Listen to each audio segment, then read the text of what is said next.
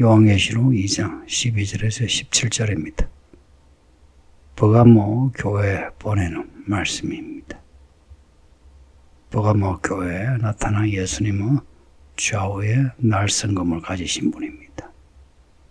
좌우에 날성검을 가지셨다. 뒤에 19장을 보면 좌우에 날성검을 가지고 짐승과 짐승의 군대를 멸하십니다. 좌우에 날성검을 가지신 예수님, 버가모 교회의 예수님은 심판하시는 모습입니다. 말씀으로.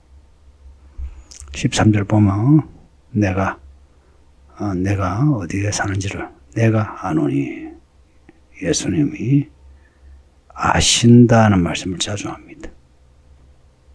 앞에 9절에서 스무나 교회에 대해서도 너의 환난과 궁핍을 안다. 2절에서 에베소 교회에 대해서도 내가 너 행위와 수고와 인내를 안다. 다 아시는 예수님이십니다. 사람은 속일 수 있으나 예수님은 속이지 못합니다. 교회됨 예수님이 다 아십니다. 서울기는 교회는 예수님이 어떻게 말씀하실까요? 무엇을 보고 내가 안다 하실 것 같습니까? 믿음으로 산다는 것은 늘 스스로 예수님 앞에 서서 예수님 안에서 우리를 발견해 나가는 겁니다. 아, 내가 멀리 왔구나. 방향이 잘못되었구나. 예수님을 봐야지. 내가 예수님을 잡아야지. 늘 이런 과정을 거쳐야 합니다. 버가모 교회가 있는 곳은 사탄의 권자가 있는 곳이랍니다. 사탄의 힘이 있는 곳, 혹은 사탄이 사는 곳입니다. 사탄이 살고 사탄의 힘이 있는 곳, 그런 곳에서 믿음으로 살려면 얼마나 힘들겠습니까? 죽으면 죽으리라 해야 믿음 생활을 할 수 있겠죠. 그래서 버가모 교회에 순교자가 나왔습니다. 안디바라는 사람이 예수님의 이름을 굳게 잡고 예수님을 증거하다가 죽임을 당했습니다. 순교했습니다. 버가모 교회는 순교하는 교회인 겁니다. 사탄의 도시에서. 지금 우리가 사는 곳이 사탄이 사는 곳, 사탄의 권자가 있는 곳, 버가모 교회와 버가모와 비슷하지 않습니까? 이런 곳에서 믿음으로 살려면 죽으면 죽으리라 하는 마음을 가져야 합니다. 어떤 상황에서도 무언가를 잃어버려도 우리가 받은 믿음은 잃어버리지 않아야 합니다. 안디바 순교가 있을 만큼 믿음을 지킨 버가모 교회, 대단한 교회 아닙니까? 그럼에도 이 교회에 두어 가지 책망하십니다. 책망하시는 내용이 구체적으로 나오는데 발람의 교훈을 지킨답니다. 발람, 민수기 21장에 나오는 거짓 선지자인데요. 이스라엘을 저주하려고 하는 모압 왕과 함께 이스라엘을 저주하려다가 하나님의 강권하심으로 저주가 아니고 축복을 했던 사람입니다. 이 저주가 실패하자 나중에 모압 여자들을 통해서 이스라엘이 우상을 섬기고 우상의 제물을 먹게 하고 음란한 행위를 하게 했습니다. 이로 인해서 이스라엘이 큰 벌을 받았어. 무수한 사람이 죽었습니다. 그 발람을 다시 이야기하면서 버가모 교회의 발람의 교훈이 퍼지고 있다는 겁니다. 우상의 제물, 행음하는 것. 아이러니하죠.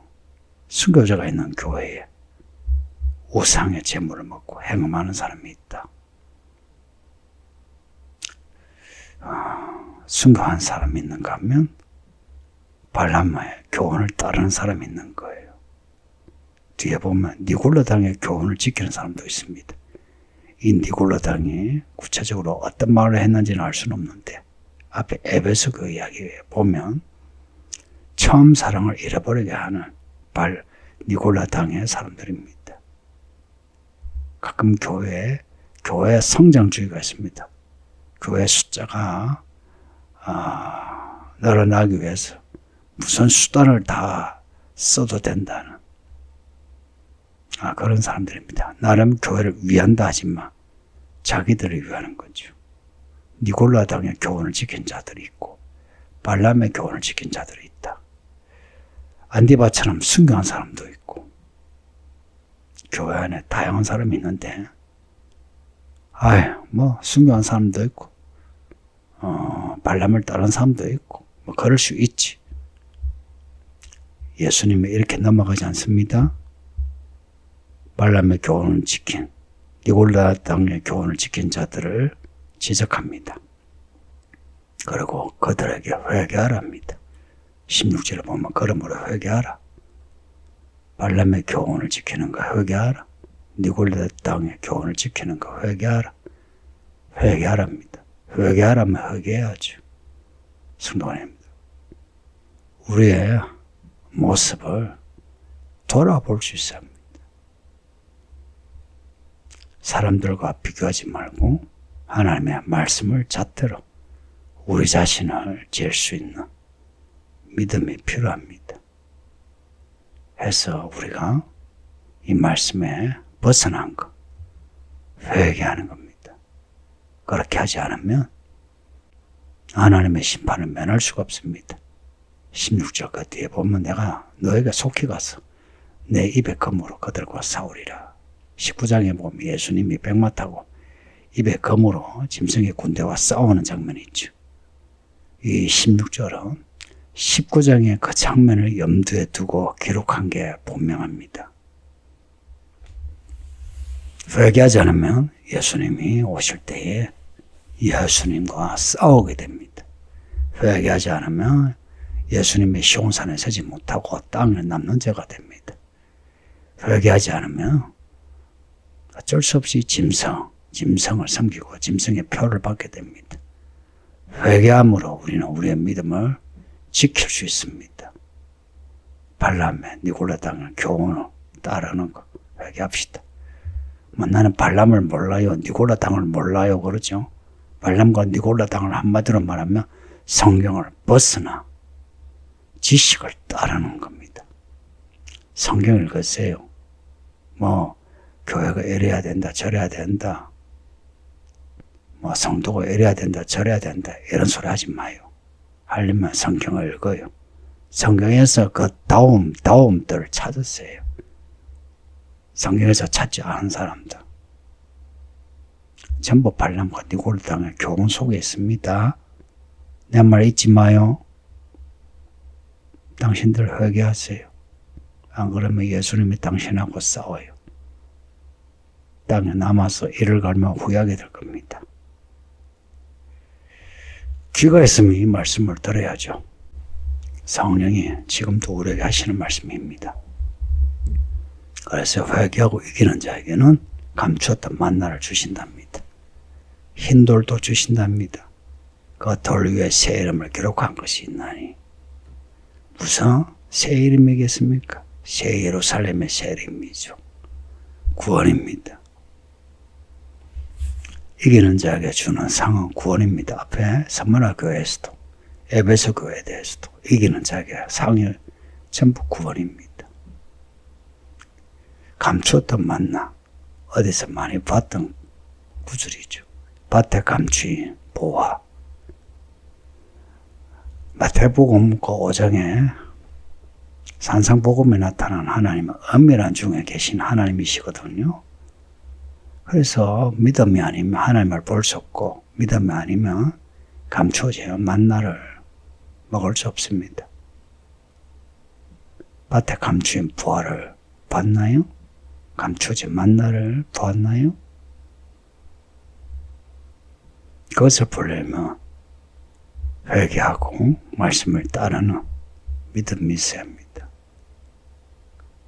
힌도를 준다 할 때 이 힌도는 우리 예수님이 생명의 돌이십니다. 우리에게 생명을 구원을 주시겠다는 거예요. 생명책에 기록된 이름이나 흰돌 위에 새겨진 새 이름이나 같은 맥락이죠. 성도님들, 죽기까지 믿음을 지킵시다.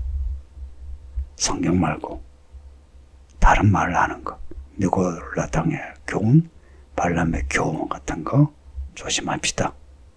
사람요, 다 똑같은 사람 아니요. 사람 분별해야 합니다. 그래서 여러분의 믿음을 해롭게 하는 사람과 어울리지 마세요. 요한 그랬잖아요. 그런 사람하고 인사하고 밥 먹으면 그들의 죄에 참여한다고. 교회 생활 잘하세요. 어찌하든지 이 말씀을 읽고 예수 이름을 부르시고 예수 이름으로 살아가심으로 끝까지 예수 이름을 살아내야 안디바처럼 죽으면 죽으리라 하여 결국엔 구원 얻는 성도들이 되기를 예수 이름으로 축복합니다. 아버지 하나님 감사합니다. 요한계시록을 다시 읽는데 요한계시록 말씀을 읽을 때 마지막 때 일들을 볼 수 있게 하시고 준비 잘하여 우리는 이기는 자들이 다 되게 해주세요. 예수님 이름으로 기도합니다. 아멘.